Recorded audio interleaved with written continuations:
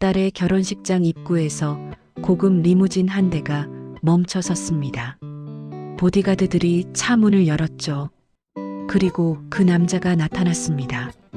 값비싼 정장에 카리스마 넘치는 중년 남성. 저 사람 서진그룹 강태준 회장 아니야? 백만장자가 왜 여기 온 거지? 입구에서 하객들을 맞이하던 한지영은 그 순간 숨이 멎었습니다. 손에 들고 있던 부케가 바닥으로 떨어졌죠. 여보, 당신이야? 하지만 그 남자는 지영을 스쳐 지나가며 차갑게 말했습니다. 실례지만 저를 아십니까? 놀라운 반전이 기다리는 이 이야기가 궁금하시다면 지금 바로 구독 버튼을 눌러주세요. 평범해 보이는 사람들의 숨겨진 비밀을 매일 전해드립니다. 자, 그럼 시간을 조금 되돌려 보겠습니다. 그날 아침 6시 한지영은 작은 꽃집 문을 열었습니다. 15년째 운영하는 지영이네 꽃집이었죠. 오늘은 우리 서연이 결혼식이야. 혼잣말을 하며 지영은 딸의 부케를 정성스럽게 준비했습니다. 하얀 장미와 은방울꽃. 서연이가 어릴 때부터 좋아하던 꽃이었죠. 여보, 우리 딸 오늘 시집가. 보고 있어? 15년 전 해외 출장을 떠난 남편은 교통사고로 세상을 떠났어요. 차가운 유골함에 담겨 돌아온 남편. 그날 이후 지영의 삶은 완전히 바뀌었죠. 12살이던 딸 서연이를 혼자 키워야 했습니다. 낮에는 꽃집, 밤에는 편의점 야간 아르바이트. 손은 거칠어지고 허리는 아팠지만 딸만큼은 당당하게 키우고 싶었습니다. 엄마, 일어나셨어요? 단정한 정장 차림의 서연이 들어왔습니다. 27살 대기업 신입사원. 그래, 부케 만들고 있었어. 예쁘다. 역시 엄마 솜씨는 최고야. 아빠가 봤으면 얼마나 좋았을까. 아빠도 분명 하늘에서 보고 계실 거야. 오전이 지나고 지영은 꽃다발들을 차에 실었습니다. 서연이 택시를 타고 떠나는 모습을 지켜보며 지영은 깊은 숨을 내쉬었어요. 여보, 당신도 함께였으면 얼마나 좋았을까. 오후 1시 지영은 예식장에 도착했습니다. 혼주석으로 안내받은 지영은 한복을 고쳐 입었어요. 좋아, 오늘은 웃어야지. 서연이를 위해서. 그리고 그때 그 남자가 나타났습니다. 오후 1시 30분 예식장 입구에는 하객들이 모여들었습니다. 어서 오세요. 와주셔서 감사합니다. 혼자 서 있는 자신이 유독 외로워 보였습니다. 그때 입구 쪽이 갑자기 소란스러워졌습니다. 저기 봐봐, 저 차. 검은색 고급 리무진이 천천히 멈춰 섰어요. 보디가드 2명이 먼저 내렸고 한 남자가 차에서 내렸습니다. 서진그룹 강태준 회장 아니야? 여기 왜 온 거지? 지영도 고개를 돌렸습니다. 그리고 그 남자를 봤죠. 순간 세상이 멈춘 것 같았습니다. 심장이 쿵 내려앉았어요. 손에 들고 있던 부케가 바닥으로 떨어졌습니다. 저 얼굴, 저 걸음걸이, 저 체격. 모든 게 너무나 익숙했어요. 15년 전 자신의 곁을 떠난 남편과 똑같았거든요. 아니야. 말도 안 돼. 강태준이 천천히 예식장 입구로 걸어왔습니다. 광대뼈가 살짝 나온 것, 눈꼬리가 약간 처진 것, 오똑한 콧날까지 모든 게 남편 준혁과 일치했어요. 그 남자가 지영 앞을 지나가려는 순간이었습니다. 여보, 강태준이 걸음을 멈췄습니다. 천천히 고개를 돌려 지영을 바라봤어요. 하지만 그 눈빛 속에는 아무것도 없었습니다. 실례지만 저를 아십니까? 강태준의 목소리가 낮고 차분했습니다. 죄송합니다. 사모님께서 놀라신 것 같네요. 보디가드가 나섰습니다. 강태준은 한 번 더 지영을 바라보고는 예식장 안으로 걸어 들어갔습니다. 저 사람이 정말 준혁일까? 확인해야 해. 반드시 확인해야 해. 마이너스 마이너스 마이너스. 예식이 끝나고 피로연이 시작되었습니다. 지영은 심호흡을 하고 VIP 룸으로 걸어갔습니다. 저 신부 어머니입니다. 잠깐 인사만 드리려고요.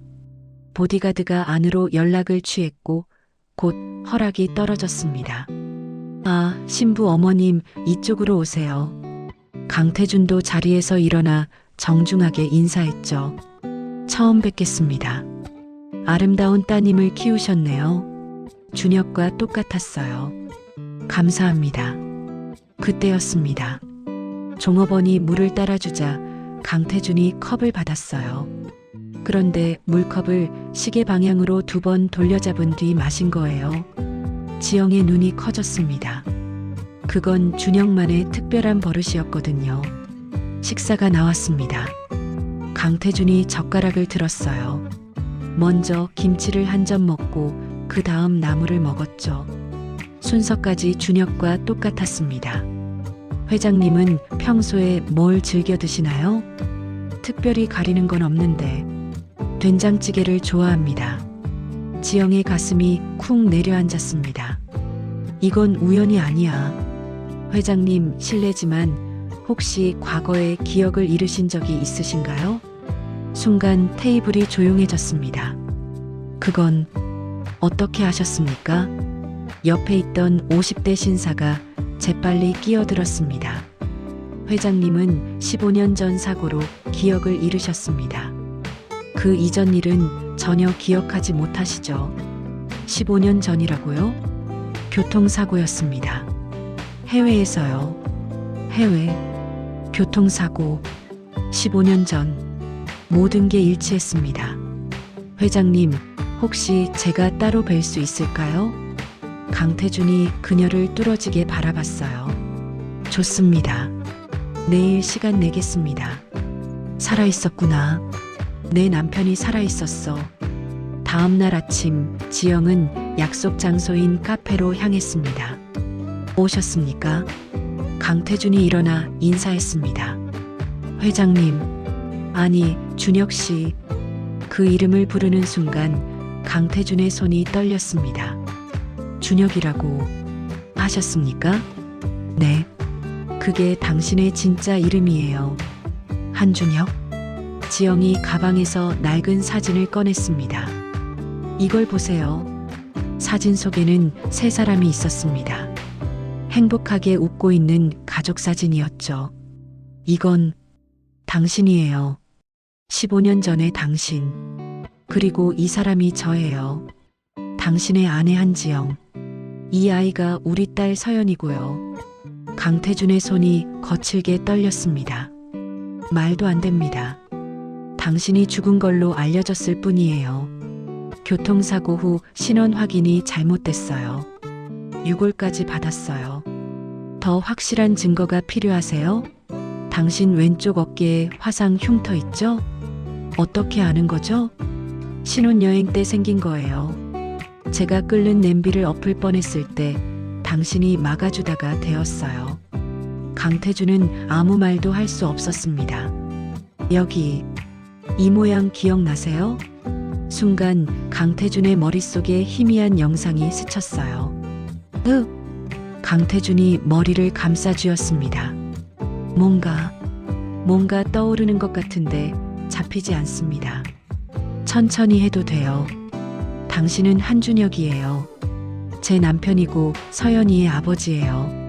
만약 정말 제가 그 사람이라면 왜 기억이 나지 않는 겁니까? 모르겠어요. 하지만 중요한 건 당신이 살아있다는 거예요. 시간을 주십시오. 저도 정리가 필요합니다. 알아요. 천천히 해도 돼요. 연락드리겠습니다. 기다릴게요. 얼마든지. 그날 밤 강태준은 호텔 방에 혼자 앉아 있었습니다. 정말 내가 저 사람일까? 전화가 울렸습니다. 최민재 전무였어요. 민재 씨, 지금 시간 있습니까? 30분 후 최민재가 도착했습니다. 태준은 사진을 내밀었어요. 이건 어디서 구하셨습니까? 어제 만난 여자가 줬습니다. 자기가 제 아내였다고 하더군요. 민재 씨, 당신 뭔가 알고 있죠? 최민재는 한참을 망설이다가 깊은 한숨을 내쉬었습니다. 앉으십시오. 긴 이야기입니다. 15년 전 베트남 호치민에서였습니다. 병원에서 연락이 왔습니다. 신원불명의 중상 환자가 있다고요. 병원에 갔더니 혼수 상태의 남자가 있었습니다. 바로 당신이었죠. 교통사고로 머리를 심하게 다쳤더군요. 그때 서진그룹 회장님이 오셨습니다. 자식이 없으셨던 회장님은 당신을 보시더니 말씀하셨어요. 이 청년을 내 아들로 삼고 싶네. 6개월 후 당신이 깨어났지만 기억은 완전히 사라진 상태였죠. 회장님은 당신에게 새 삶을 주셨습니다. 강태준이라는 이름을 지어주시고 법적으로 입양하셨어요. 그럼 제 진짜 신원은? 당신은 한준혁이라는 평범한 회사원이었어요. 출장 중 사고를 당했고요. 그런데 문제가 있었습니다. 버스 안에서 당신이 추위에 떠는 청년에게 점퍼를 빌려줬나 봅니다. 그 점퍼 주머니에 당신의 지갑과 여권이 들어 있었어요. 그 청년이 사망했습니다. 소지품으로 신원이 확인됐어요. 한준혁으로요. 그럼 내 가족은 유고를 받았을 겁니다. 그 청년의 유고를요. 왜 진실을 말하지 않았습니까? 회장님 명령이었습니다. 그건 납치나 다름없잖습니까? 죄송합니다. 회장님은 3년 전에 돌아가셨습니다. 돌아가시기 전 유언을 남기셨어요. 태준이가 언젠가 진실을 알게 되거든 선택하게 하라. 지영이라는 여자, 제 아내는 어떻게 살았습니까? 작은 꽃집을 운영하며 딸을 혼자 키웠습니다. 낮에는 꽃집, 밤에는 아르바이트를 하며 생계를 유지했어요. 딸은요? 한서연, 27살, 장학금으로 대학을 나왔고 지금은 대기업에 다닙니다. 15년 동안 내가 없는 삶을 살았겠군요. 나가보십시오. 혼자 생각 좀 하겠습니다. 당신 가족은 15년을 기다렸습니다. 태주는 혼자 남겨졌어요. 사진을 보며 눈을 감았습니다. 지영, 서연. 다음 날 아침 태주는 최민재에게 전화했습니다. 한준혁이 살던 집 주소를 보내주십시오. 1시간 후 태주는 혼자 차를 몰았습니다. 차는 조용한 주택가로 향했습니다.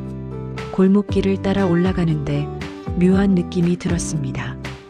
발걸음이 저절로 움직였습니다.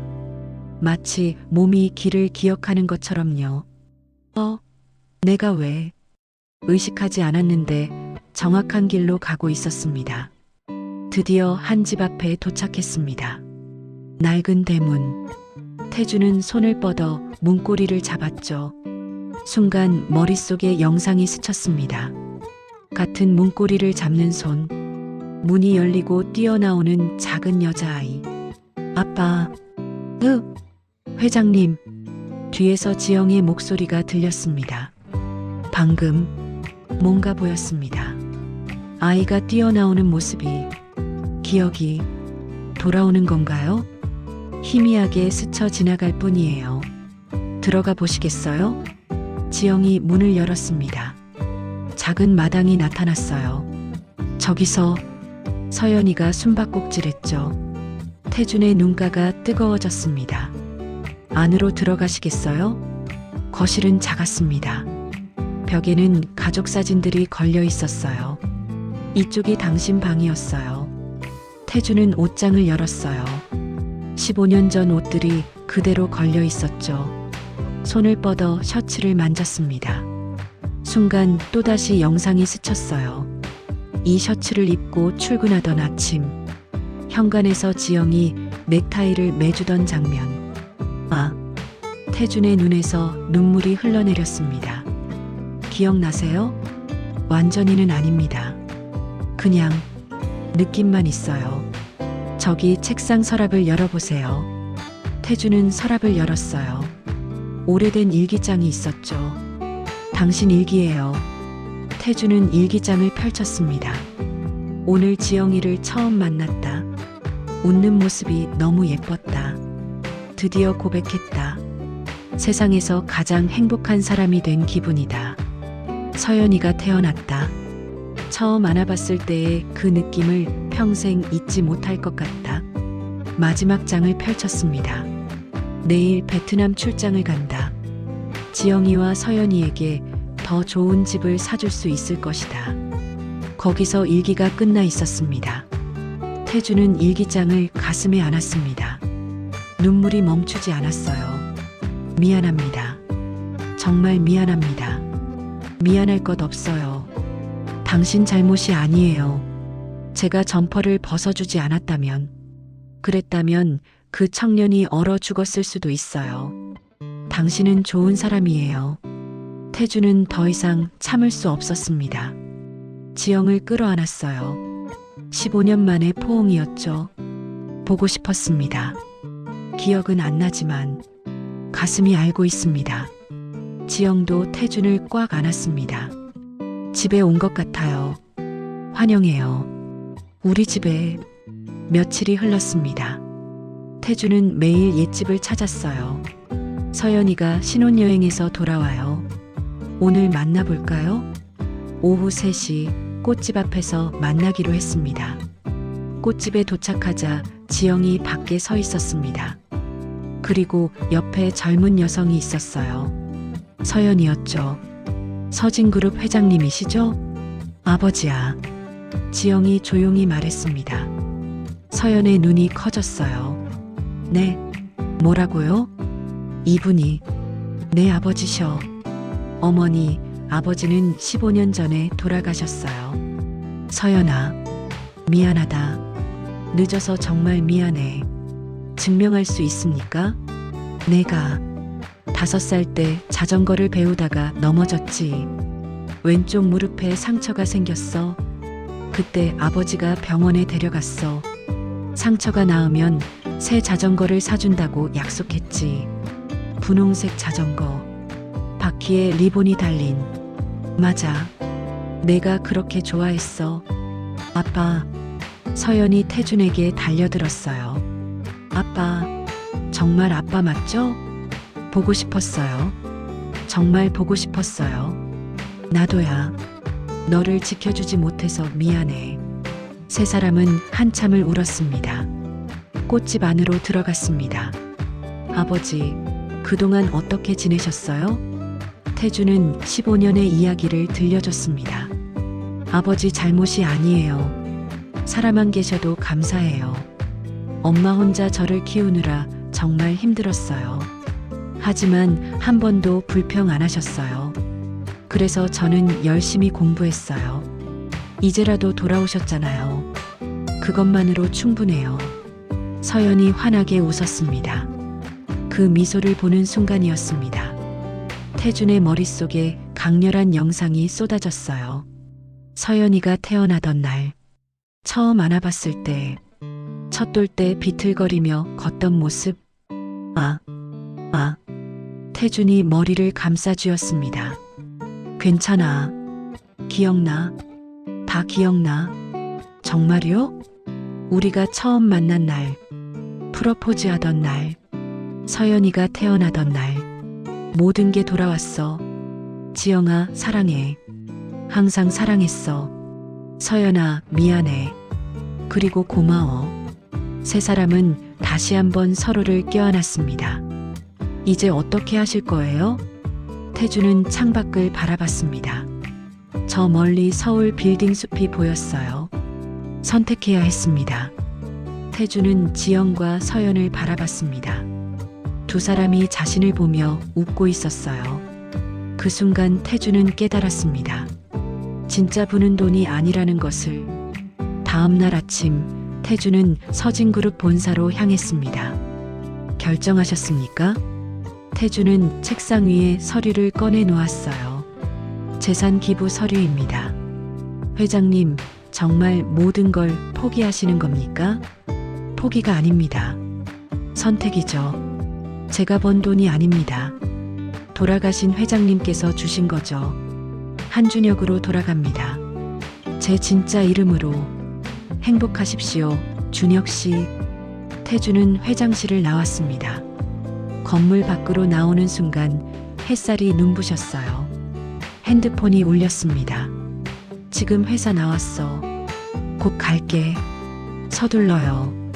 서연이가 밥 차려놓고 기다리고 있어요. 집에 도착하자 마당에서 지영과 서연이 무언가 준비하고 있었어요. 왔어요, 아빠. 아빠 환영 파티요. 마당에는 작은 테이블이 차려져 있었습니다.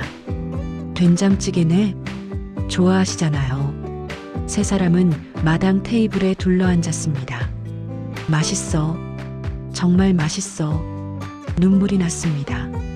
아버지, 앞으로 뭐 하실 거예요? 지영이 꽃집 도와줄까 해. 그리고 서연아, 우리 집에서 같이 살면 안 될까? 좁아도 괜찮아.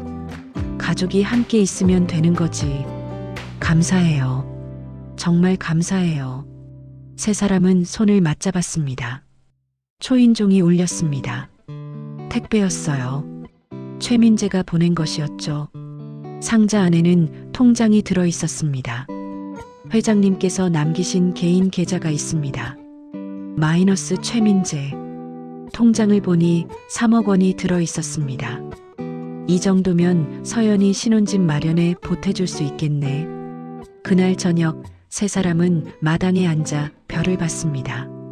아버지, 후회 안 하세요? 전혀. 지금이 훨씬 부자야. 돈도 없는데요? 너희가 있잖아. 그게 진짜 재산이지. 지영이 태준의 손을 잡았습니다.